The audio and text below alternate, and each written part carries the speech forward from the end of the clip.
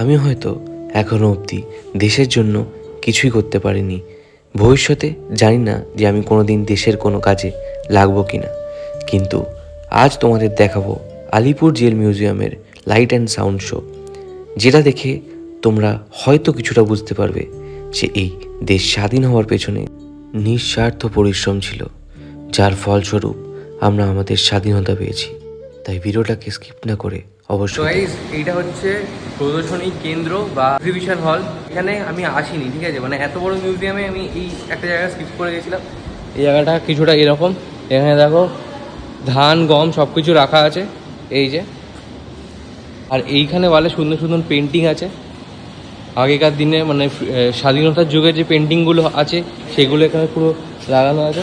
এই সামনের দিকে কিছু একটা আছে যেটা লাইটের একটা ব্যাপার চলছে, তোমাকে আমি দেখাচ্ছি। ফ্রিডম ফাইটারদের সব কিছু লাগানো আছে এখানে, আর তাদের ব্যাপারে লেখা আছে।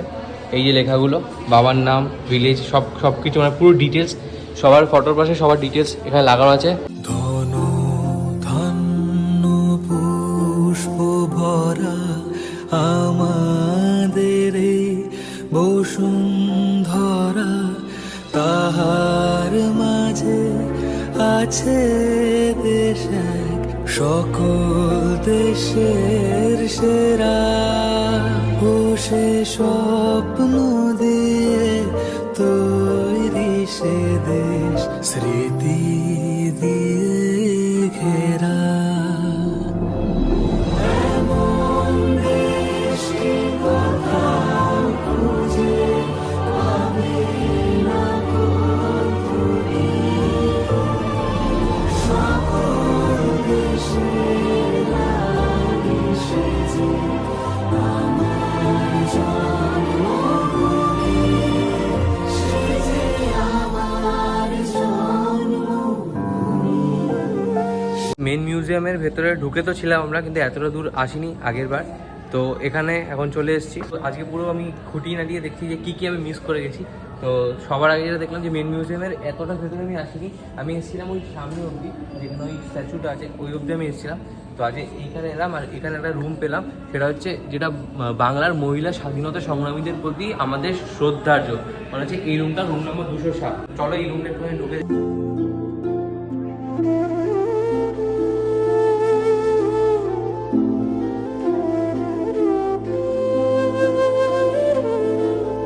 তোমরা দেখতে পাচ্ছ যে গান তো বাজছে, কিন্তু যে মহিলা স্বাধীনতা সংগ্রামীরা আমাদের স্বাধীনতার জন্য লড়াই করেছে তারা প্রত্যেকেই এখানে আছে।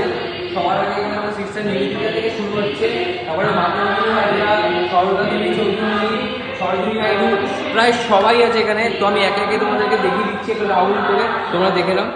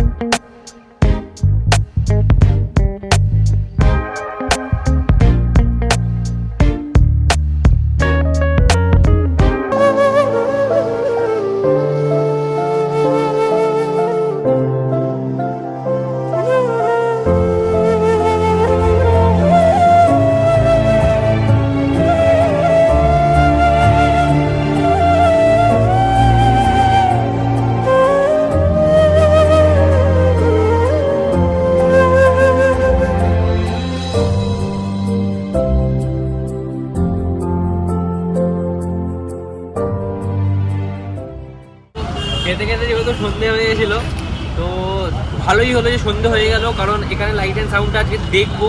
আমি জানি না তোমাদের দেখাতে পারবো কি না, কারণ সেটা হচ্ছে স্ট্রিক্টলি নট অ্যালাউড, ঠিক আছে? যাকেই বলছে তোমাকে ধরে না ভাই, তোমাকে এইভাবে অপমান করবো তুমি ভাবতে পারছো না, কিন্তু আমার অডিয়েন্স দেখতে চাই, আমি দেখানোর চেষ্টা করব। এই যে এন্ট্রেন্সটা ভাই সেরা টাইপের লাগছে, জাস্ট অসাম টাইপের। দিনের বেলায় এসেছিলাম যখন, এটা একটা আলাদা টাইপের, কোনো লাইট ফাইট তো চলে না, আলাদা রকম লাগে, কিন্তু এখন পুরো একদম আলাদা রকম লাগছে। জেল বলে তো মনে হচ্ছে না, মিউজিয়াম হয়ে গেছে, জেল আর নেই, কিন্তু মানে সত্যিই দেখতে ভালো লাগছে, একটা ভালো ফিলিং দিচ্ছে, মানে ব্রিটিশ আমলের কোনো একটা স্ট্রাকচার এরকম টাইপের একটা ফিল দিচ্ছে।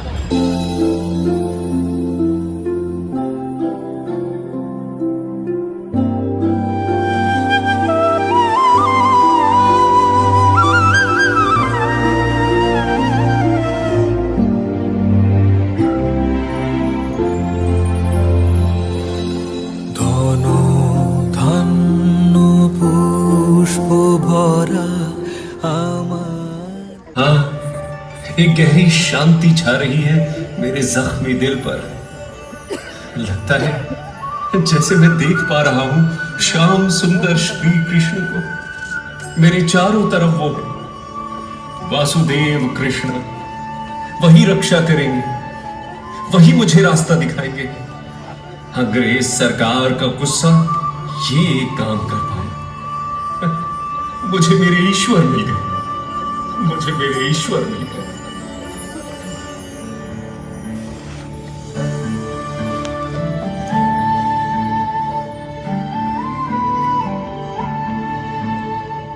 श्री अरविंदो घोष को वक्त के साथ जेल से मुक्ति मिल गई। अदालत में उनकी वकालत कर रहे थे चित्तरंजन दास। उन्होंने श्री अरविंदो की तरफ इशारा करते हुए कहा कि ये इंसान जो अदालत के इस कटोरे में खड़ा है, भारतवर्ष ने सच्चे देशभक्त, कवि, देश प्रेमी और इंसानियत का रास्ता दिखाने वाले के रूप में हमेशा याद रखेगा।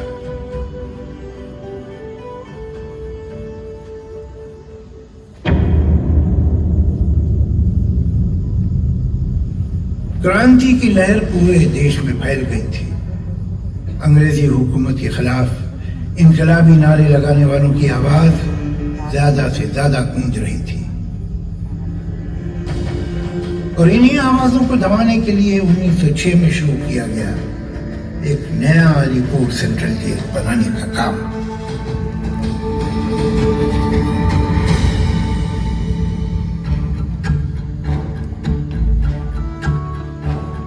एक और बढ़ रही थी ईंट दर ईंट जेल खाने की काल कोठरियां, तो दूसरी ओर बढ़ रहे थे क्रांतिकारियों के हौसले।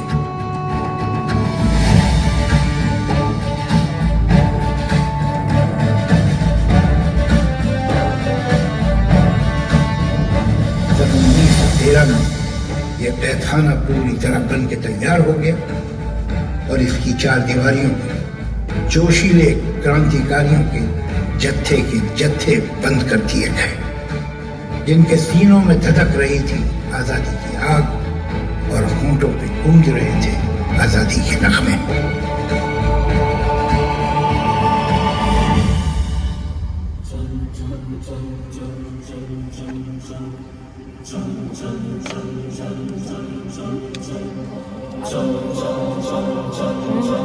চলে আসবে তখন ঝুমঝুম করতে করতে মুশকিল করতে বললে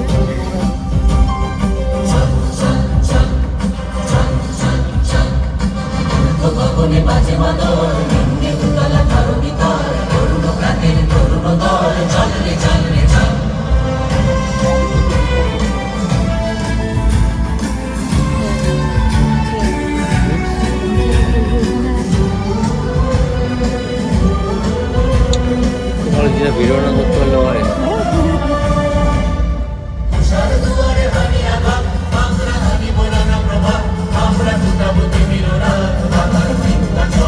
ব্রাইটনেসটা কমে নি,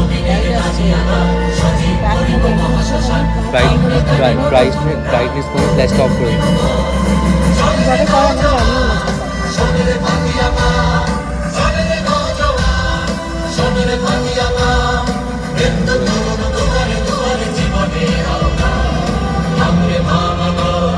চন্দ্রে চন্দ্রে চাঁদ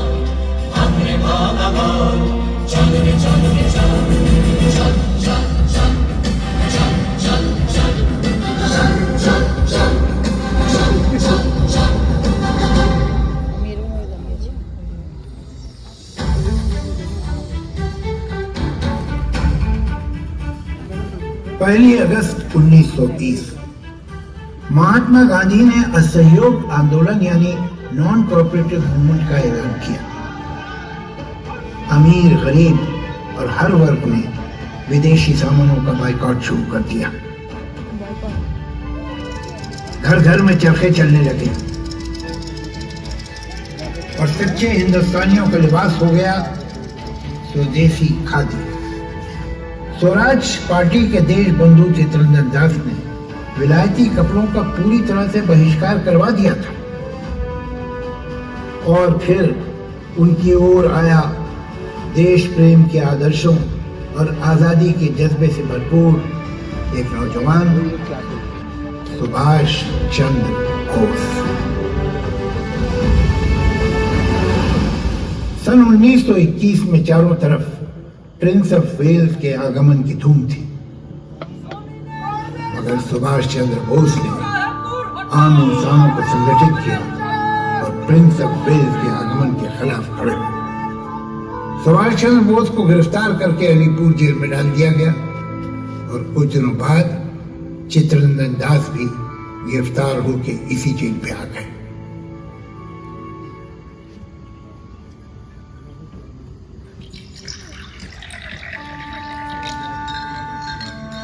चाय तो तुमने बहुत अच्छी बनाई है सुभाष। वो गिरफ्तार करने आ रहे थे तो उसी खुशी में आपने ही तो सबको बुला बुला के चाय पिलाई। ये खुशी का ही तो अवसर है सुभाष। कहे तो स्वतंत्रता सेनानियों का पुरस्कार है, लेकिन मुझे तो सिर्फ 6 महीने की सजा सुनाई है। अरे तो क्या हुआ, इससे तुम्हारा गौरव कम थोड़ा होता है। सुभाष जी। उनकी देवी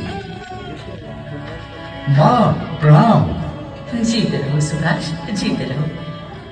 तुम जेल में हो ये सोचकर कई बार मन भर आता है, फिर ये सोचकर अच्छा भी लगता है कि तुम यहाँ आने से पहले कितना कुछ करके आए हो। तुम्हारे जोशीले भाषणों का असर ऐसा हुआ कि कोई नहीं निकला सड़क पे।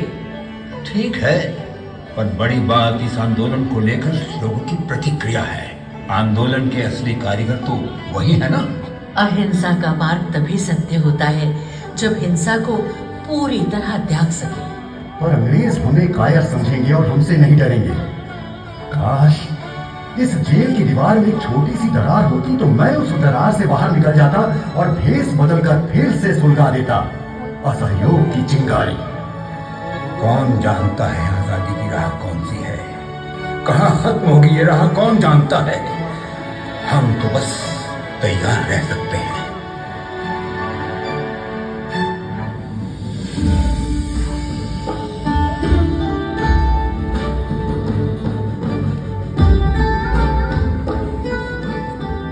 सुभाष चंद्र बोस चित्तरंजन दास को अपना गुरु मानते थे। एक समय वो भी आया जब सुभाष चंद्र बोस ने आजाद हिंद फौज तैयार की, जिसने अंग्रेजी हुकूमत की जड़ें हिला के रख दी।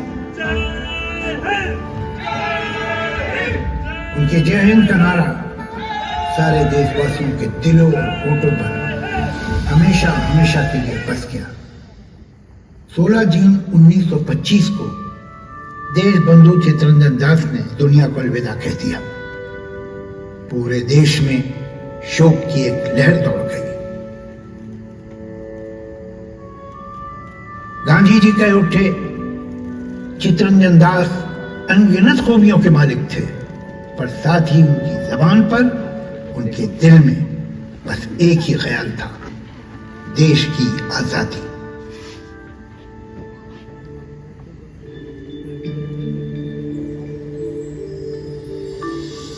कांग्रेस वर्किंग कमेटी की सभा में भाग लेने के अपराध में सन 1930 में कई नेताओं के साथ मशहूर डॉक्टर विधान चंद्र राय भी गिरफ्तार होकर अलीपुर जेल में लाए गए थे।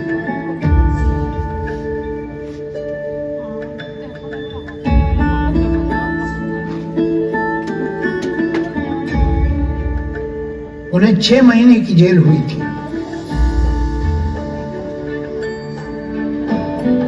अलीपुर जेल के अस्पताल में 120 रोगियों के इलाज की गुंजाइश थी। डॉक्टर विधान चंद्र राय ने कैदियों की देखभाल में खुद को समर्पित कर दिया।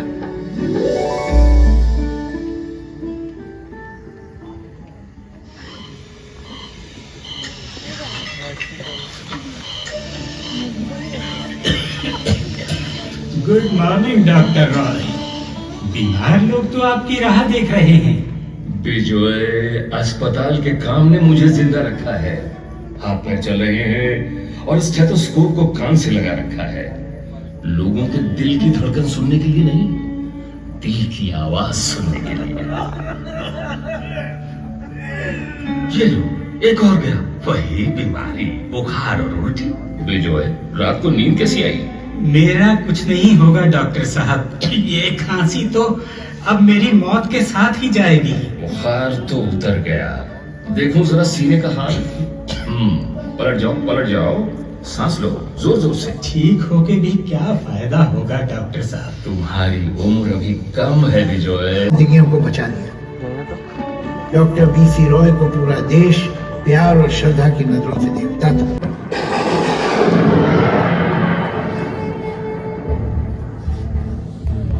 सन 1930 का दौर समाज में बड़ी उथल पुथल थी और एक जुनून से भरा दौर था। गांधी जी की नमक की सत्याग्रह सफल हो गई थी। गिरफ्तारियां और जेल रोजमर्रा की बातें बन गई थी। ब्रिटिश हुकूमत की सजाएं देने का तरीका दिन ब दिन और सख्त होता जा रहा था। कैदियों पे लगाए जाने लगे ज्यादा से ज्यादा गंभीर आरोप और उन पे ढाए जाने लगे कठोर से कठोर अत्याचार। इन दिनों जेल विभाग के inspector general colonel Norman Simpson ने कैदियों पे और भी ज्यादा जुल्म ढाने का एक नया तरीका निकाला। कितना बड़ा क्रांतिकारी है, आज देखते हो। ऐसा सबक सिखाऊंगा कि जिंदगी भर याद रखेगा। जबरदस्त हुजूर, खड़ा करो इसको, लगाओ चाबुक जल्दी।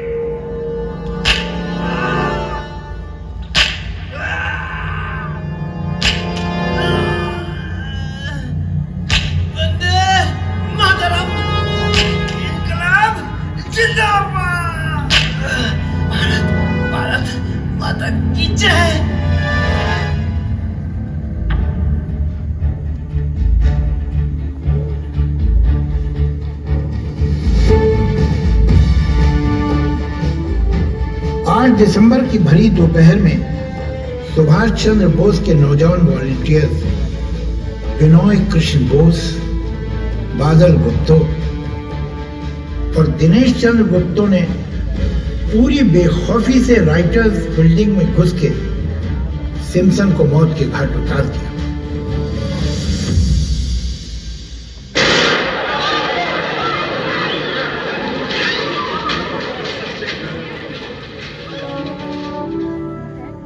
पुलिस की गिरफ्तारी से बचने के लिए तीनों ने खुद को खत्म करने का प्रयास किया। विनोय और बादल तो सफल हो गए, लेकिन दिनेश गुप्तो बच गए। उन पर मुकदमा दायर हुआ और उन्हें अलीपुर जेल में डाल दिया गया। कैदियों, लाइन से खड़े हो जाओ, हाजिरी का समय हो गया है, शुरू करो। 1 2 3। अस्ताचल किरणों के प्रकाश से रंग गई हैं जेल की कोठरियां। गर्मी बीत रही है, हवाओं में बारिश की सौंधी सौंधी खुशबू आने लगी है। अरे मैं तो भूल ही गया। पहरेदार भैया, थोड़ा कागज मिलेगा? और कितना लिखोगे? चिट्ठी पे चिट्ठी लिखे जा रहे हो, पन्ने पे पन्ने। वो लोगों को मारता था, अत्याचार करता था, उन्हें अपाहिज कर देता था। हुकूमत सिम्पसन को रोक नहीं पाई, पर किसी ना किसी को तो उसे रोकना ही था। ऐसे पिशाचों की बलि देने के लिए ही जरूरत पड़ी है नरसिंह अवतार की। फांसी के तख्ते पर जब चढ़ोगे तब समझ आएगा, फांसी के तख्ते पर माफी नहीं मिलती। माफी? किसको चाहिए माफी? मुझे तो आजादी चाहिए। मौत मेरी हमदम है, वो आई है मेरे दरवाजे पे। मौत तो जिंदगियों को चलाने वाली होती है, उस प्यारी मौत को मेरा प्रणाम। दिनेश चंद्र गुप्तो, तुम्हारा समय आ गया। मैं तैयार हूं। मेरे छोटे भाई सुनो, मुझे बिल्कुल दुख नहीं है। जिंदा रहना खुशी की बात है, पर कभी कभी जान दे देना उससे भी बड़ी खुशी की बात होती है। मौत मुझे निश्चय ही मुक्ति दिलाएगी। दिनेश चंद्र गुप्तो, तुम्हारी कोई आखिरी इच्छा है? मैं उस गहरी नींद के आगोश में सोना चाहता हूं जहां कोई दुख तकलीफ ना हो। मेरी मौत पर रोना मत। जो भी मुझे प्यार करते हैं वो दुखी मत होना। असहाय आंसुओं की बरसात से मेरी आत्मा को कभी शांति नहीं मिलेगी।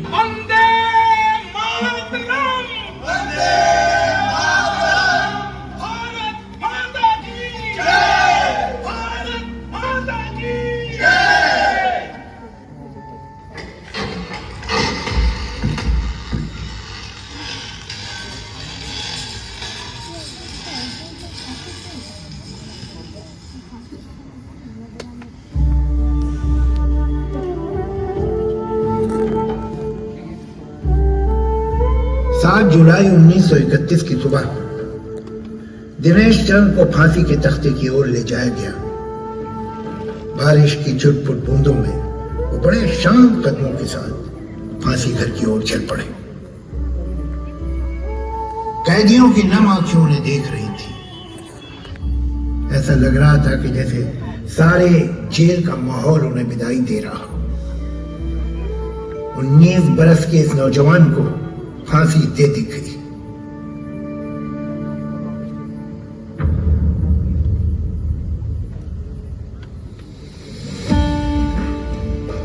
सन 1934 जनवरी के महीने में जवाहरलाल नेहरू कलकत्ता आए। एक के बाद एक कई सभाओं और आम जलसों में अंग्रेजी हुकूमत के खिलाफ असहयोग की अपील करते रहे। 13 फरवरी को इलाहाबाद लौटते ही उन्हें गिरफ्तार कर लिया गया।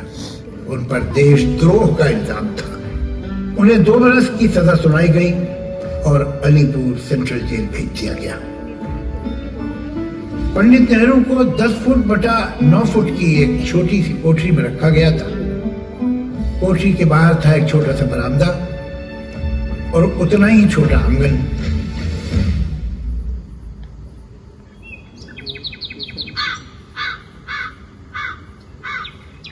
इंदिरा, शांति निकेतन में गुरुदेव की मौजूदगी से तुम्हें हौसला तो खूब मिल रहा होगा ना? हाँ बाबा, सच में। लेकिन आपको एक बार फिर से जेल में देखकर बिल्कुल अच्छा नहीं लग रहा है। जब भी लगने लगता है कि अब कुछ होगा, उसी वक्त अंग्रेज पकड़कर मुझे जेल में डाल देते हैं। 7वीं बार है ये, 7वीं बार। बाबा, काश मैं थोड़ी बड़ी होती तो आपके इस आंदोलन को आगे लेकर जाती। आएगा इंदिरा, तुम्हारा वक्त भी जरूर आएगा। स्वाधीनता की लड़ाई में लगे तमाम लोगों और आपके अथक परिश्रम से कितना कुछ सीखने को मिल रहा है मुझे बाबा। हमारे लोग, हमारे देशवासी, उनकी बात सुनो। मैं उनकी आप बीती सुनता हूँ, उनके दुखों को समझता हूँ।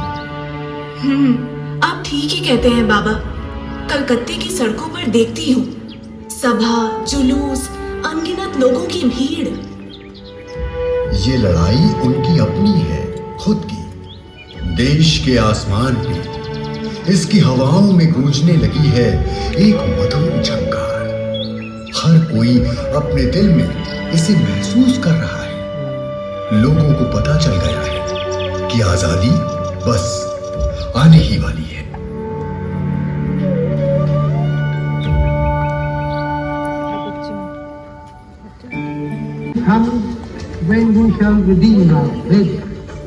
पंडित जवाहरलाल नेहरू बने आजाद हिंदुस्तान के पहले प्रधानमंत्री और दिल्ली के लाल किले पे लहरा उठा आजाद हिंदुस्तान का सुंदर तिरंगा।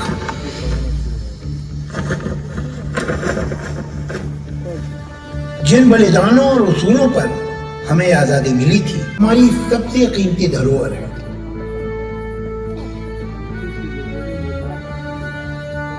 বাড়ি ফেরার পথে দেখলাম আলিপুর জেলের 4 নম্বর ওয়ার্ড। লাইট অ্যান্ড সাউন্ড দেখতে আসা অনেক লোকই এটাকে হন্টেড বলে দাবি করছিল। আর আমি যেটা দেখলাম যে সবকটা ওয়ার্ড রিনোভেট হওয়ার পরেও এই ওয়ার্ডটা কিন্তু রিনোভেট করা হয়নি।